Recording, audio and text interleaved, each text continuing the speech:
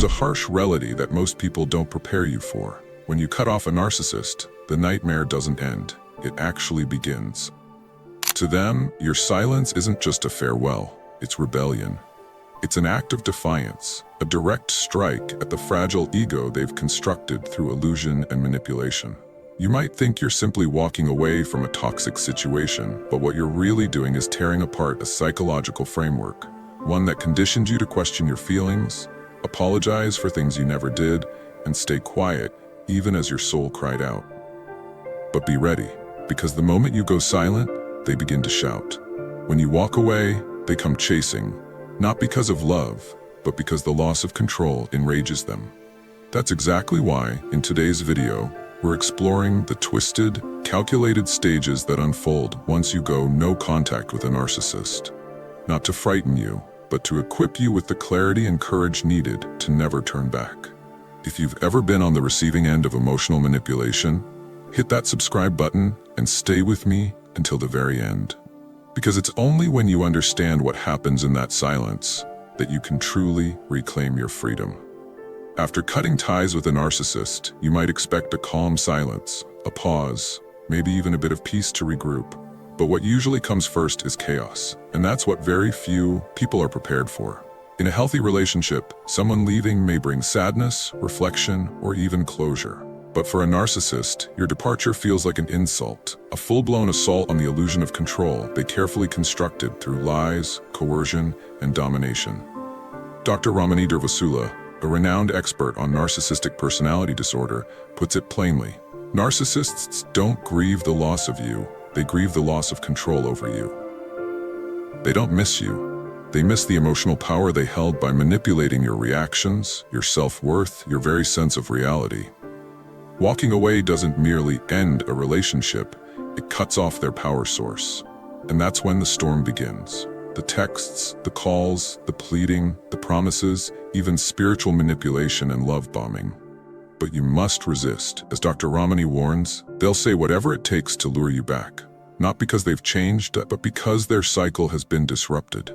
They haven't grown, they've simply been interrupted. Their goal is not healing, it's regaining control. This is the stage where you are at your most vulnerable. You might catch yourself thinking, maybe they understand now, maybe it'll be different. But be warned, narcissists don't change, they only adapt. Even a single response, one message, one explanation, one drop of pity, is enough to flip the switch and reset the cycle. Your response tells them they still hold power. So what's the real advice? Silence. No reply, no justification, no explanation. As Dr. Ramani emphasizes, gray rocking and no contact aren't forms of cruelty, they're acts of self-protection. Let them face what they fear the most, your absence. Without you, they lose their mirror. Their stage crumbles. And in that silence, their mask starts to slip. Yes, they might retaliate with smear campaigns, twisted narratives, and manipulation through mutual friends. But always remember, the reaction they want is yours. This is your moment to stay grounded. Document everything. Let your journaling ground you, because in weak moments, the truth will be your anchor. Your silence is not surrender. It is strength. But you may find that the hardest part isn't facing the narcissist's wrath. It's confronting yourself. The silence you've created doesn't just rattle them, it stirs up a whirlwind of conflicting feelings within you. And at the center of it all lies the most dangerous force, false longing. It's a strange thing, missing someone who caused you so much pain, someone who drained your energy, shattered your confidence, and left you questioning your worth. How can the person who robbed you of sleep, direction, and peace be the one you feel lost without? The answer lies in a trap, a psychological one. A bond formed through pain. When someone wounds you and then soothes you with counterfeit tenderness, your brain begins to crave the cycle. Pain, comfort, hope, disappointment, repeat. You become emotionally captive in a relationship that conditions you to forget how often you were diminished. Every compliment, every moment they made you feel special, those were just scraps thrown to make you forget the overwhelming darkness. You're not missing them. You're longing for the illusion they so perfectly constructed to mirror your hopes.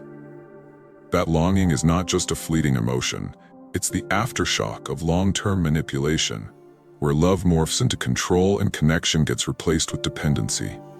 You start questioning yourself. Was I too harsh? Did I give up too soon? Did I just lose someone who truly cared? But that's not your heart speaking. It's the echo of emotional addiction. It's the voice that says you had to trade peace for affection, that you had to lose yourself to feel seen. Understand this. Longing does not always mean love. Sometimes it's your mind learning how to adjust to freedom after being locked in survival mode. The emptiness you feel isn't because you lost something precious. It's because you're no longer playing the role you were cast in. You were the fixer, the forgiver, the one who carried everything. And now that you've stepped out of that role, you feel disoriented. But that confusion, that's a sign you're healing. Because when you become nothing in their world, you begin to become everything in your own. Moving beyond false longing takes time and serious courage. Courage to stop romanticizing the pain and honesty to admit it wasn't a great love lost. It was a hard lesson learned. And the true healing begins when you realize that loneliness doesn't destroy you. It gives you room to rebuild. This journey isn't for the faint of heart, but you're not weak. If you were strong enough to walk away, then you're strong enough not to return. And just when you're wrestling with false hope, tangled in the thought, did I make a mistake? That's exactly when they come back. Not with rage this time, but with what appears to be love. It's the most dangerous tactic in their arsenal. Love bombing. Suddenly you receive those carefully timed messages.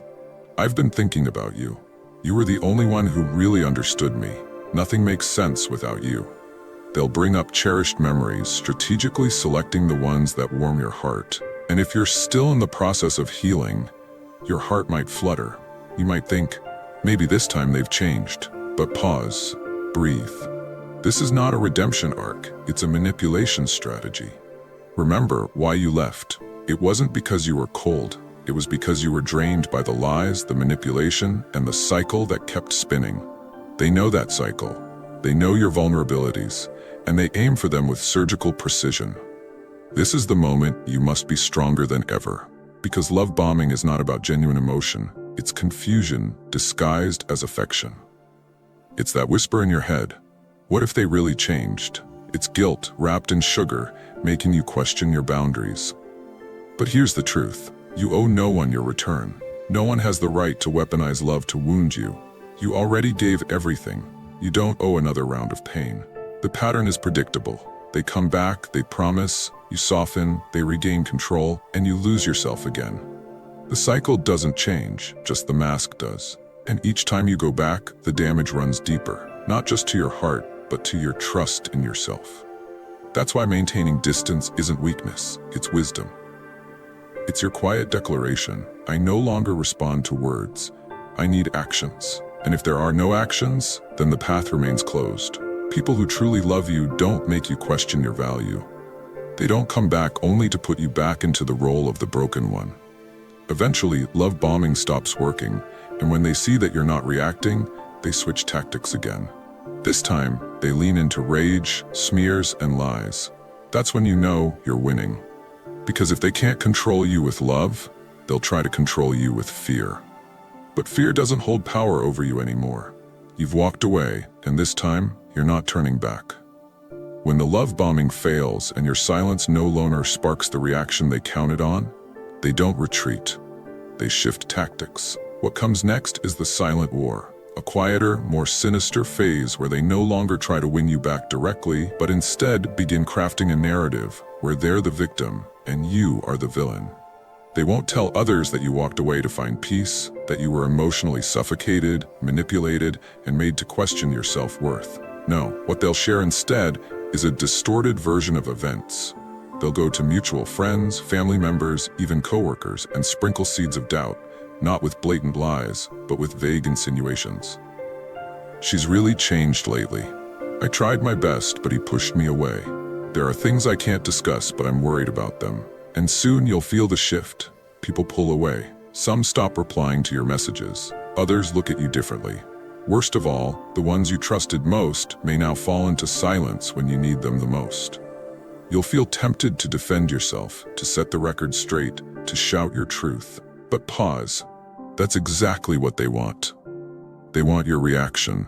Every time you speak up in desperation, they spin it as instability. Every protest becomes another line in their story about how unhinged you've become. So, don't give them that power. Your silence now isn't weakness, it's strength. You don't need to convince the world of your goodness. You only need to hold on to the truth and live in it. Truth doesn't vanish, even when buried. It rises through time and consistency. Those who truly know you will see through the facade, and those who don't, they were never fully in your corner to begin with. This is the phase where you must summon your deepest strength. Not to fight them, but to refuse to fight.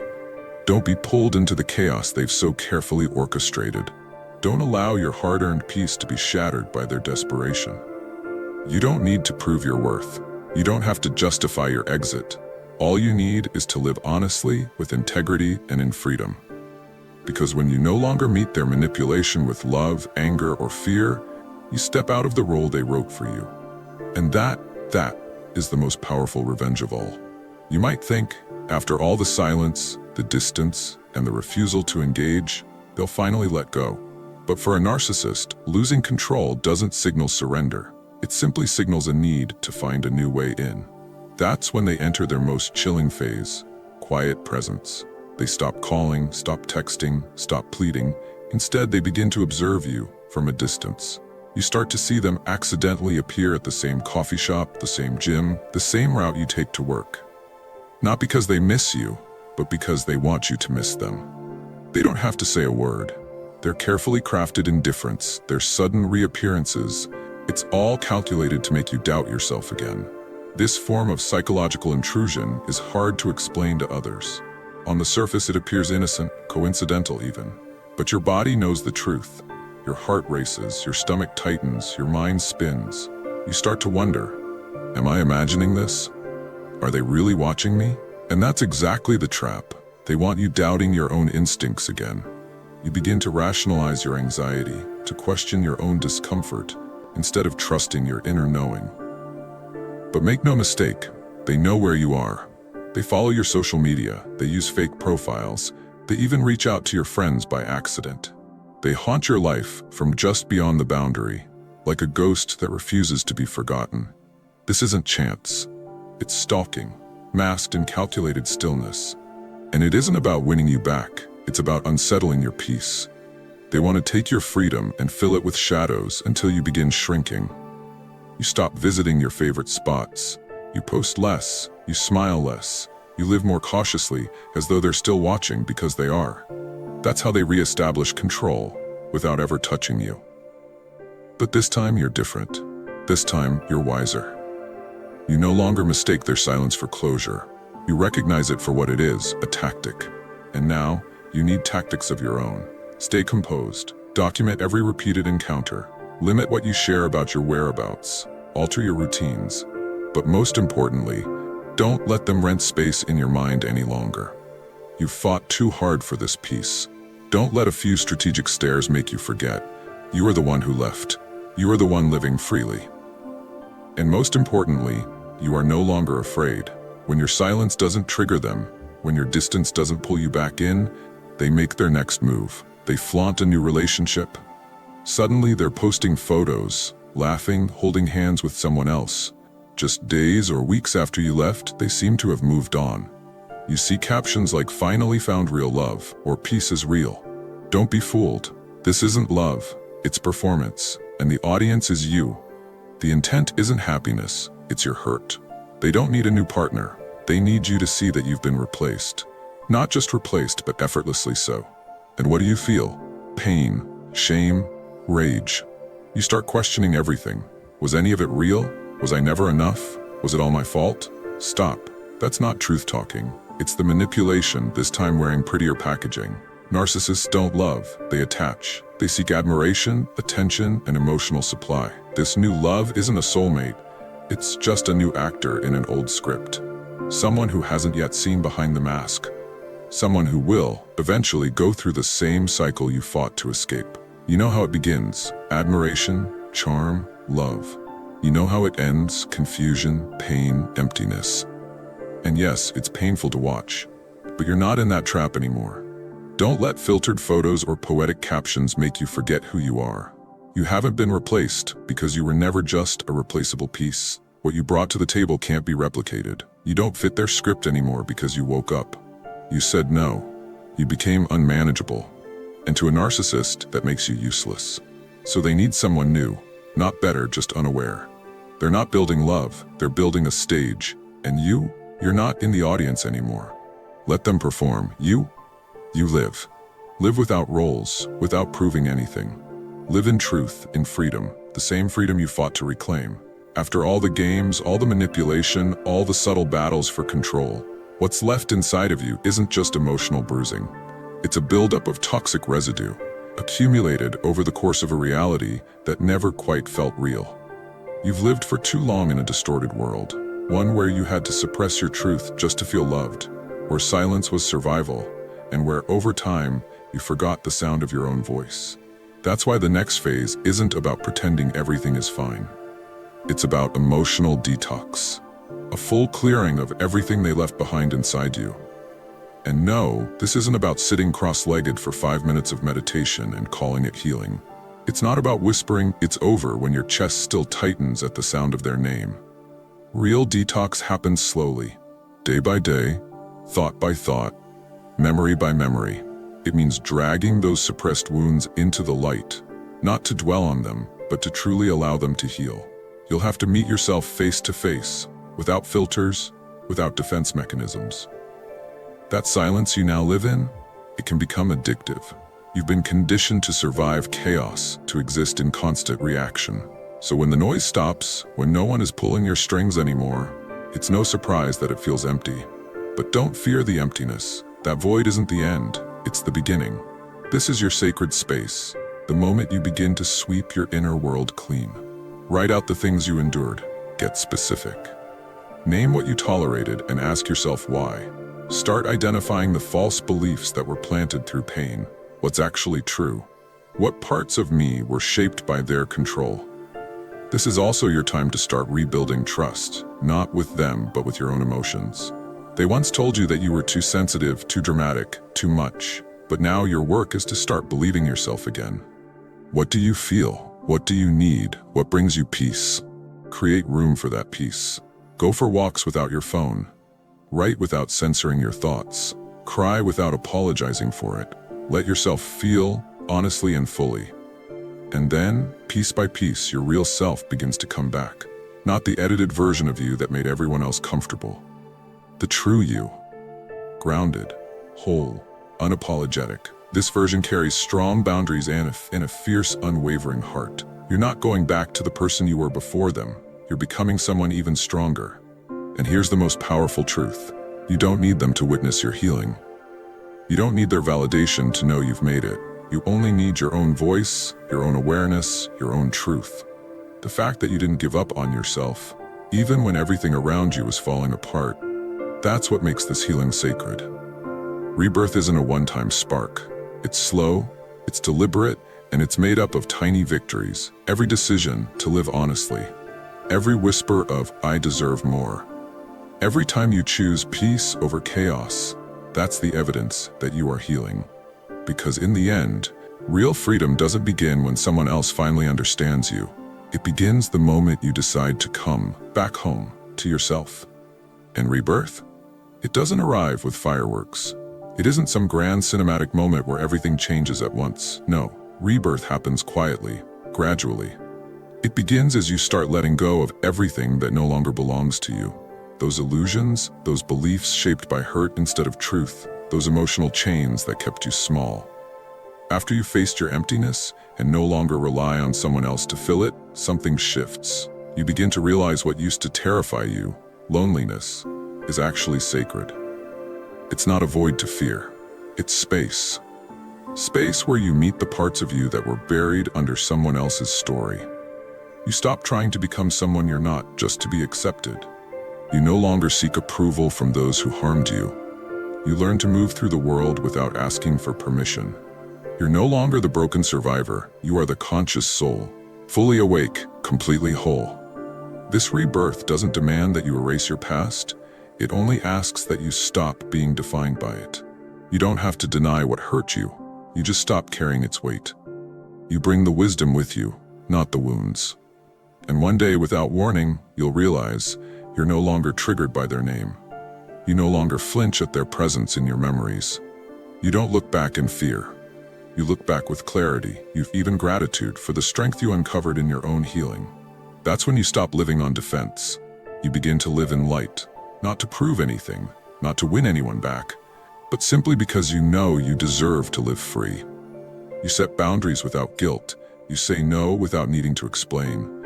You love without losing yourself. You show up without a mask. And the most beautiful part? One day, you'll spot someone else in the place you once were. Trapped, confused, hurting, and you'll be the light. Not because you saved them, but because your healing reminds them that saving themselves is possible. That's when you'll know you didn't just survive, you were reborn. No longer bound by the shadows of manipulation, no longer defined by wounds, but standing firmly in the truth of who you are, loved, worthy, whole. And if someone out there is still in the early stages, still in the fog, still unsure, listen closely. The light is waiting for you on the other side of this pain.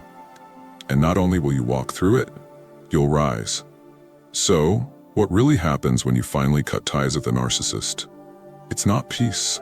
It's not closure. And it's definitely not respect from the one you walked away from. What comes next is a wave of calculated chaos, an entire storm designed not to win you back, but to pull you under. You'll face control disguised as crisis, fake love masked as redemption, silent manipulation dressed as coincidence, a flaunted new relationship meant to wound you, and when all else fails, a smear campaign built to destroy your credibility. You thought you were ending a relationship, but the truth? You were escaping a system, one that was carefully designed to make you question your own reality. For too long, you lived under someone else's version of the truth, defined by their moods, their silences, their fleeting approval. You were never just with them. You were molded, shaped, edited down into a version of yourself small enough to fit inside their fragile ego. When you walked away, you didn't just lose a partner.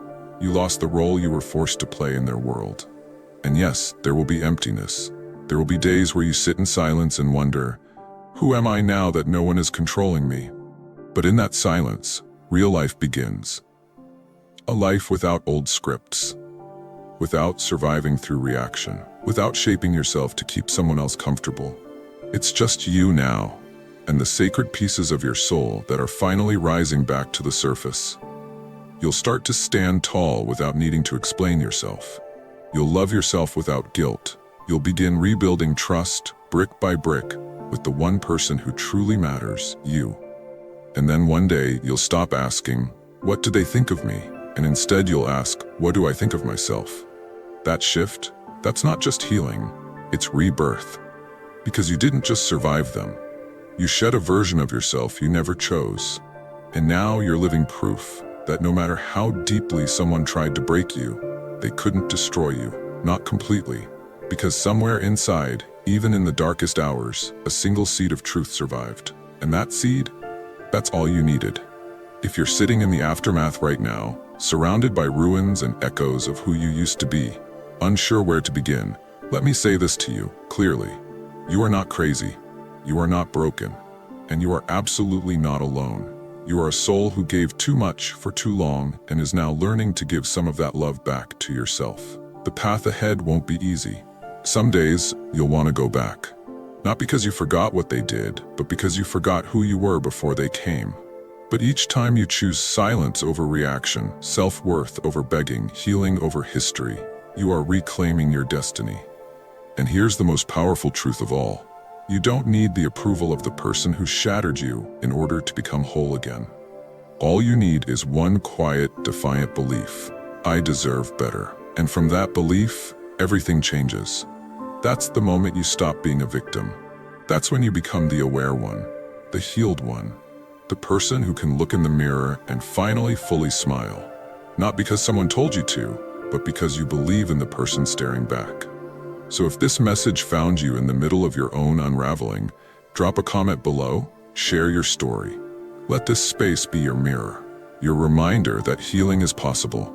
And if this video touched something deep inside you, stick around, Because this isn't just a channel, it's a place for truth, for strength, for every soul learning to come home to themselves again. You deserve a life without manipulation, a love without conditions, a self that no one else has the power to diminish. Welcome home. Welcome back to you. What are your views on this? Share your thoughts in the comments below. I will personally read all of your comments. And if you seriously want to level up in life, don't forget to show some love by hitting the like and subscribe button. Stay strong. Until next time.